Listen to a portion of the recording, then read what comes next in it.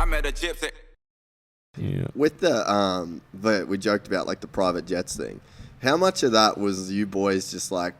Was there competition like even off the track? Like, would you hear what guys were doing, or like what was even? How did? Because that shit just got crazy for like a minute and then it was gone. I think we're all pretty savvy enough to, if he's spending money in the area or I'm spending money in the area, I don't think our egos are big enough to where we're willing to make that financial commitment just to keep up with the Joneses.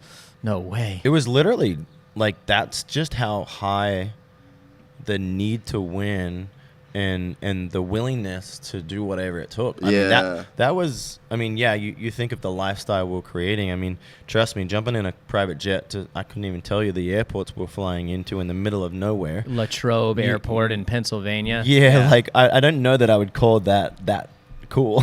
No. When you think about it, that was us. So it was just like a championship going mindset. to the track at the last minute, getting out of there at the first moment, because it just never stopped. And I think that's probably a separation of what you see back then to now. Is that willingness to be like, you got your little group of people and you're just working your damn ass off and doing whatever it takes. And if Ricky was flying, private, or I was, it just seemed like that was what you did. Like, if I heard that makes sense. Yeah, well, we had 2 more days at home. Yeah. So we at outdoor, we had there was Sunday races back then. Saturday practice. So if you're flying commercial, you had to fly Friday. Yeah. And then you couldn't go home until Monday morning. Yeah. So we got we got Friday night at home because we would fly Saturday morning, and then we were home on Sunday night, and then we could start our training on Monday.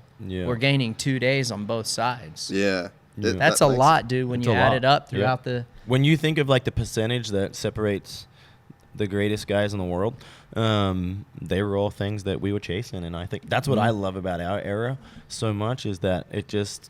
Dude, it was gnarly. Because there is something sick to be like, even when I go overseas, I'll do like those fight camps, and it's like 10 days, and it's literally the only thing that you're there for. Like everyone's there to like do the same thing. You got like massages, you got the whole thing, and it's just like nothing else in your world sort of matters for those 10 days, and it's like that's a cool feeling. But you guys kind of did that for like 10 years. 10 to where years it's just like crazy focus. Like, but it is fun though, right? I'm an idiot. No, I was like, I told myself I'd never be traveling. Like when I took the TV gig this year, I'm like, there's no way I'm traveling 17 rounds ever again. And after racing, I am. You're back. Yeah, right. But there is something fun. I wish like I in do. that I'm moment, sure right? both of us could say, I wish I had the $1 million+ back that I spent on flying private.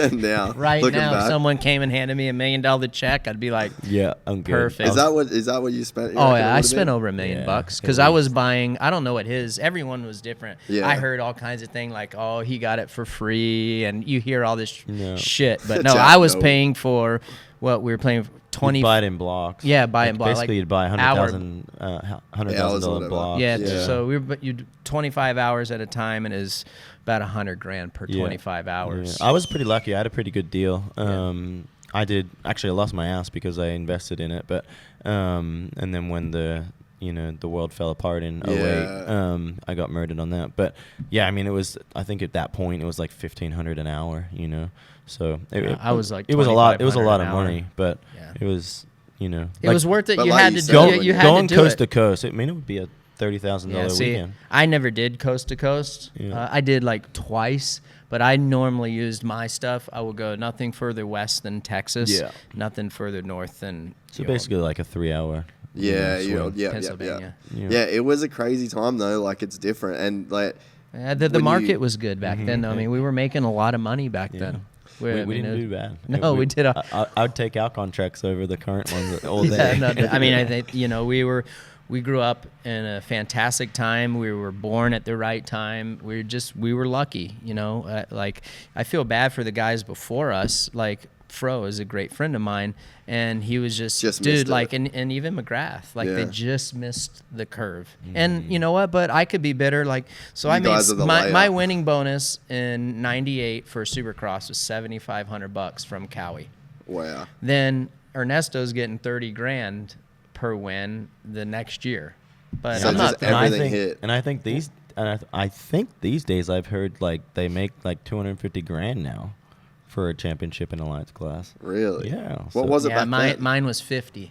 Mine was 150. Really? Yeah. I mean, so I guess that side of it Yeah. is good. The 150, thing and I that- bought my bus with it. Right. Yeah. so good. Yeah. I got $30,000 my first professional Sign on. salary. Yeah. That was mine. Mine was $25,000. And I spent $15,000 building a Supercross Yeah. track. Yeah. That's gangster though. Pow! You know, like this is Gone. before the Supercross season started. Yeah. Yeah. So, you know, but No, you it's- make that gamble. Yeah.